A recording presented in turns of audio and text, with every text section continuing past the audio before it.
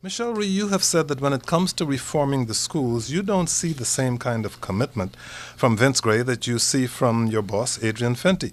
However, you've also stressed repeatedly that your approach is about putting the interests of children in front of the interests of adults.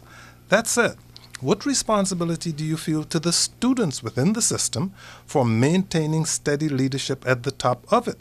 If Mr. Gray wins, don't you owe it to those children to try to work with him if he wants you?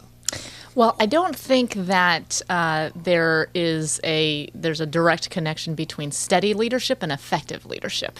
And one of the things that I think is important for people to understand is that I think that the best thing for the children, the best things for the school district, and the best thing for the city overall is to have leadership in the school system that is aligned with the mayor.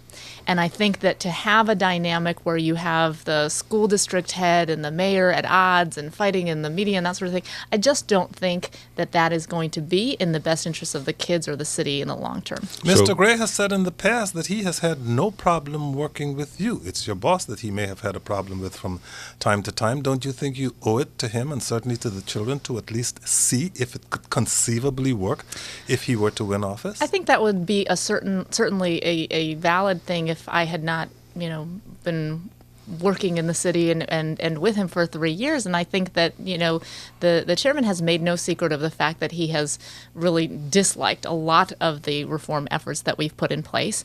If you watch any council hearing where we've been there, I think you can see that over and over again. It's not as if somebody new who I don't know is coming into the game, and then I think it would be appropriate to sort of feel that situation out and get to know the person, that sort of thing. But the chairman and I have worked together for 3 years, and I think it's very clear where we stand. This is a fairly definitive statement. Seems to me you're saying you're just short of a declarative simple sentence that I will unfortunately have to resign if Gray wins. Are you saying that? That is not what I am saying. You sound like you're very close to that. No, and I have to be very careful because of the Hatch Act rules. You don't want to threat. I know you don't want want those things. And I don't want. I mean, the part of the challenge is that I really tried to stay out of it. Completely, and then people said, well, people need to know, and so I started to comment, and then people said, well, why are you throwing yourself in the middle of this? So I really want to just stick to the things that I have said. Chairman, whether or not you throw yourself in the middle of it, it is in part, this election that is, about you. And I am saying, if I am Vince Gray, I disagree, and this is why. Yes. I think that this election has to be about these two men. And these two men have very, very different philosophies about education reform, very different stances about what we need to do in order to move the city's schools forward.